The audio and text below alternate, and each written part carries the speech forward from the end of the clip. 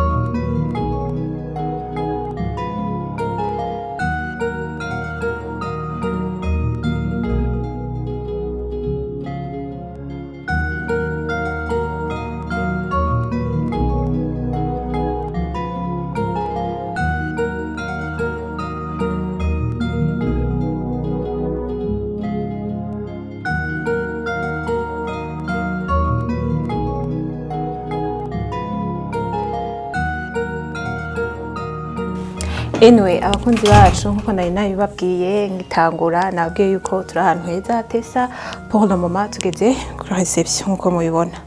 Hariho umuntu hano twasanze araza kubibwira, araza kubabwira uwari we. Bedo mba ndakoramutse. Nze kumeze neza. Ndashimira uri umuntu w'umushinga naye. Murakoze cyane. Antuka wambaye nkuko wasa neza, wambaye nk'umuntu mwiza cyane. Murakoze cyane. Turakwakiriye turi televiziyo Akamo. Dufise ikiganiro cyo guhayagiza Burundi bwacu, ikiganiro citwa iwacu kugira ngo duhayagize ahantu hatandukanye heza. Uno musi twabiyumviriye kugira ngo tuze mutwereke ivyiza bya hano, ivyiza bimeze neza cyane. Natangwe ndababwira yuko hari uburaro bwiza, hari ahantu heza cyane kuruhukira. Imbere byose yuko tugenda mukadutembereza, mutwereka ahantu hariho, ubanze widondora bariko baradukurikirana. Ego ku mazina yanje banyita Samantha Chris Bertrand. Nkaba ari njejwe kino kigo mwashitsemwo Samuel's Hope mu gitatu ca hotel. Nkaba ari ndi manager waho. Ndabaye kazire muri Samuel's Hope. Numva yuko mushitara no heza kandi harura. Badoye nyene banatwakiriye neza, murabona yuko ari ibintu biryoshe. Nababwiye nkitangura na hantu ho kuruhukira. Wowe ufise stress, wowe ufise ibibazo bingana uko ifo yukuza ukaharukira kugira ngo murumva yuko n'abatwakira turi kumwe na manager waho, abatwakira murumva yuko banatwakira neza, batwakirana umutima w'urukundo. Samandari ngo nahora numva nkiri umwana canke bisa nkavyo ko bavuga ngo izina ryo muntu abanyise Samandari barazi gituma abanyise Samandari nyene ko basinze ngo ufise ubwenge nk'ubwa Samandari wakera. Donc ufise ubwenge bwuzuye nk'ubwa Samandari. Nukuri ndetse kumushikira gose mugabo ndagerageza kumushikira. Yego. Mumeze neza ari kuri Samuel's Hope Hotel. Turabakiriye rero turabakiriye cyane muri gisata sa music hop yego ndetse n'abakunzi bacu ariko baradukurikirana nabo nyene turabakiriye kugira ngo murumva yuko ari ibintu bimeze neza cyane mukanya adutembereze uno mushinga nahe waho kugira ngo ibintu bigende neza cyane ariko imbere ya vyose kugira ngo nk'umuntu yifuza kuhaza kugira ngo dutembere mudutembereze hano hantu umuntu yifuza kuhaza yo haza gute ubwa mbere ndabona kumengo murarusheka cyane tubakire twicare tuganire twicaye hama ndabereke byose Andresa murumva yuko hano hantu ata muntu yoreka kuhaza kugira ngo bigende neza cyane murumva yuko bamaye n'ikibanza kugira nicare ngo abonye yuko ndushe abonye yuko ibintu biba bikenewe kugira ngo nduhuke reka babe mu bandanye mudukwikirana kugira ngo tuganire neza tuntu n'utundi kugira ngo muhamenye neza siko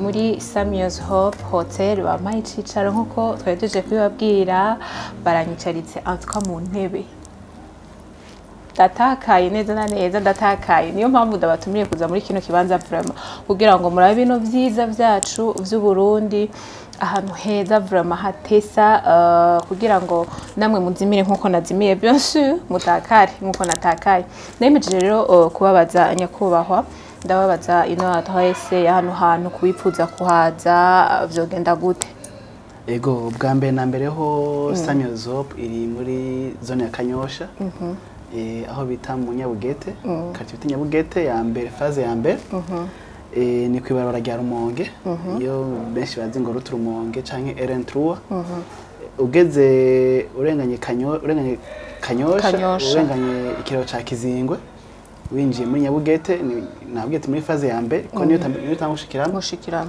hariho ikibuga cy'umupira kunze kwitamira kwa Sebatutsi uhashitse ni impande go hepfo y'barabara ucubona inyubako ndende ngira muje mwache muyibona hejuru handitse ko Samuel's Hope numva ntihanagoye hafi y'barabara ku metero nka 20 uvuye ku barabara kaburimbo ntihagoye cyane abariko baradukurikirana bava bibaza ati none ko mwatubwiye ko mugira mudutembereze weti gatoyi tubanze tuganire gatoyi kugira ngo bikunde mumenye tout d'abord Samuel's Hope Hotel wazanye ico ciyumviro mbe n'uyu ninde kugira ngo tumenye uwo muntu uwariwe iciyumviro ca hano hantu kugira ngo umuntu aze agishire ngaho uwo muntu ninde yo barinde bari mwebwe iciyumviro c'uwo muntu cazananye hehe neza na neza nkuko izina rivuga Samuel's Hope na nyeneho yitwa Samuel nyene yitwa Samuel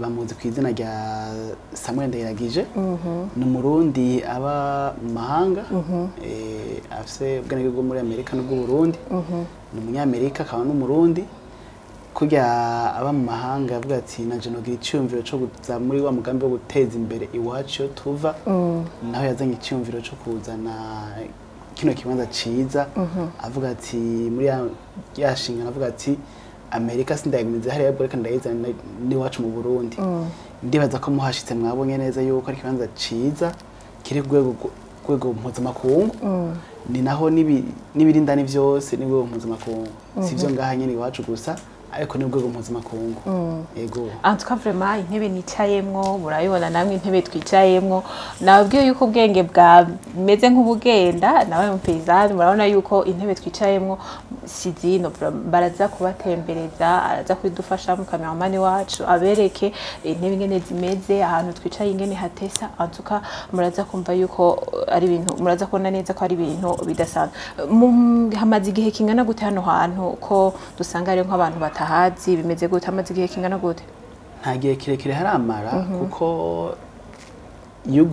yuguruwe neza mu mpera z'ukwezi kw'indwi itariki 29 z'ukwezi kw'indwi twatanguye gukora ibikorwa mu kwezi k'umunani ariko muri ico gihe gushika itariki 11 y'ukwezi kwa 11 twari tukiri mu bikorwa vy'ibanze vyo kwitunganya neza kwiyubaka neza hama turasaka tubwatireka tutaburo ibikorwa nyezina zatanguye itariki 11 y'ukwezi kwa 11 nyene muri mwaka turimo 2023 yego hariho akantu Samantha abantu tumenyereye cyane surtout nko mu Barundi cyane hariho akantu tumenyereye bavuga ati aha hantu kubera iki yahashize kure urumva bagumana amaduta kubera iki yahashize kure kubera katashize mu muji hagati kubera iki muri ville hagati kubera iki ahantu ni kure tugerageje kuraba tuva muri ville dufata yindi bisi tukazi no Nyabugete turabona ko ari kure bimeze gute murabona yuko nk'abantu bahahurumbira abantu bahita bari benshi canke bimeze gute